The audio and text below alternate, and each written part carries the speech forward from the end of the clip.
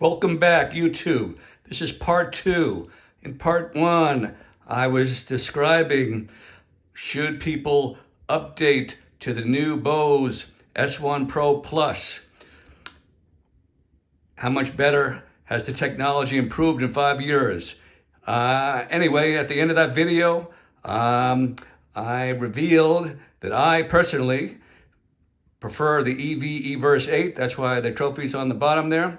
So in this video, let's go over and compare the two, and I'll give you my rationale why I think the Everse 8 is the superior product for only $50 more. Everse 8, $750, and the Bose S Pro Plus is $700. And by the way, that is not the S1 Pro Plus on top there.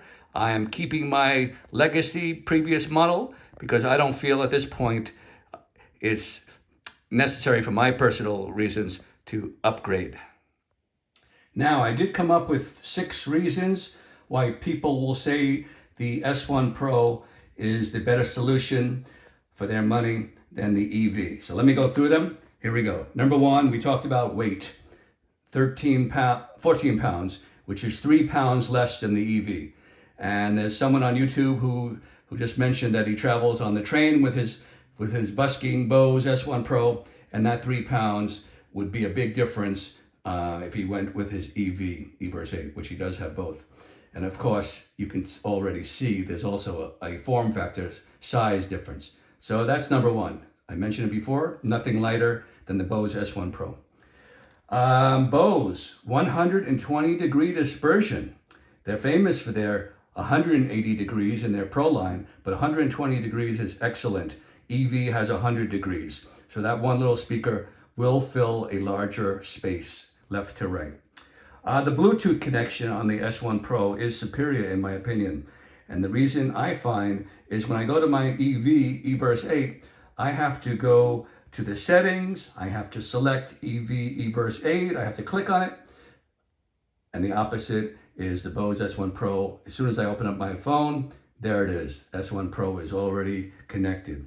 Really nice, nothing can beat it. Actually, JBL is the same. JBL connects right away also.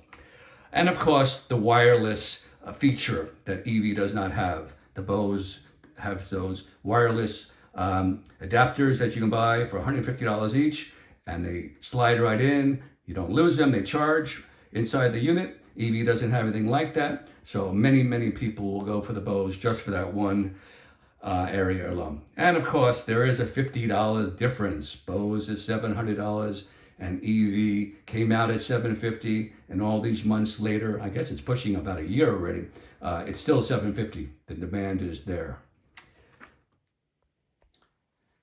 So that was 6 reasons why some people might pick the S1 Pro Plus over the Everse 8. Well, I have 11 reasons why I personally awarded that trophy and why I feel it's a superior portable PA. So here we go.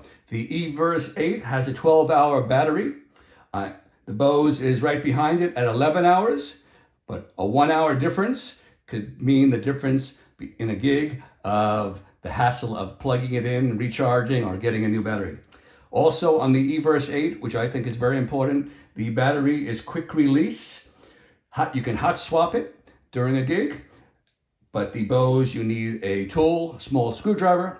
What happens if you forget your screwdriver or you lose it? You're in trouble. So that's something that is definitely should be considered. Number 3, the app. EV has the best app on the market. It's just excellent. JBL is a close second.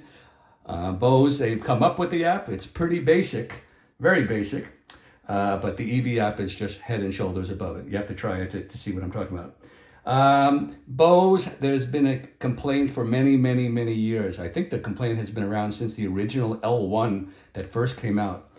And that is, there's no master volume control. Big downside. EV has the master volume control.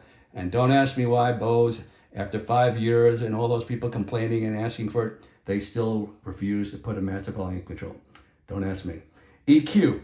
EV is much superior. It has many bands of EQ to dial in, to tweak to your needs. And of course, what I think is super important, and I don't know why Bose can't do this. They had it in their original L1 model, and they don't have it in my $3,000 Pro model, and that is any kind of mid control. Big omission. Only bass and treble, 2-channel. That's ridiculous. EQ, where the EV is really up to professional standards. You can really tweak it. Multiple reverbs. The Bose S1 Pro only has one. EV has all kinds of reverbs to play with and tweak. Clip light. The Bose has a clip light. It's on the side. Turns red or green accordingly. But the EV has something that no other speaker I've seen has, and that is they have the clip light on the front. So when I'm standing back 50 feet away, trying to dial in my sound from the audience perspective, I could see the clip light flashing, and it's bright. It's like a little lightning bolt. You can see it, and you can turn it down a little before you go into your damage mode.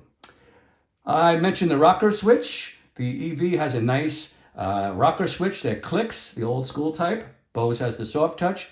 And again, it's not a huge thing, but I just think it just might be one more thing, a reliability issue that the rocker switch, I don't think you have to deal with that.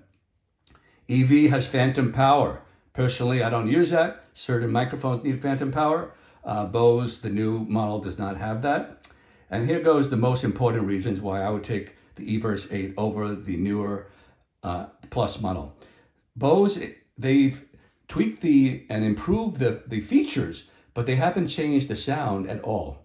It's the same amplifier, it's the same woofer, so you can't expect any more power and any more size. So the EV, and if you've watched my previous videos, the EV has a really nice bass that you have to dial in with the EQ if you know what you're doing. But the EV, you can really dial in some nice bass sounds. I've said it in the past, it kind of sounds like a mini subwoofer. The Bose, when you A/B them back and forth, it's really lacking. I have done a sound demo in my past videos. You might want to go back and check that out. It's very obvious. So that's talking about bass. And number 11, maybe the most important for myself, because as a drummer, headroom volume. The Bose is 103 dB max on their spec. I've never got in more than maybe 100. At 100 dB, it's starting to sound pretty bad. Tinny. The bass woofer is distorting if you have a good bass track or a low-end kick drum like I do. So it doesn't sound very good at those high volumes on the S1 Pro. You're out of headroom and you need a bigger speaker. The EV, on the other hand, it stays clean. When I've cranked that thing up to 101, 102, it still sounded, I mean, the red light was starting to blink, the clip light, but it didn't sound like it was clipping. It didn't sound like there was any distortion.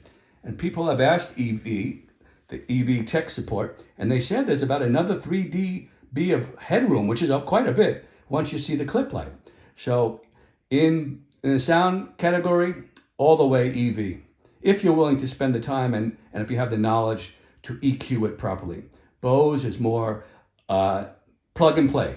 When I took the Everse out of the box and I put it next to the Bose, they kind of sounded the same. I'm talking about flat, okay? But once you EQ the EV, you're in a different category. So there you go. I hope I didn't disappoint too many people. I'm keeping my S1 Pro pair. I'm not upgrading. For myself, my personal uses, there's no reason to. I don't need all those bells and whistles. I'll wait for the next model. Hopefully they'll improve the sound. But I do keep the S1 Pros because I love that portability and plug and play. But if I'm looking for the best sound in a portable PA, the Everse EV8 is my award winner, and that's my opinion. This is Bill. Hope you enjoyed. Thank you.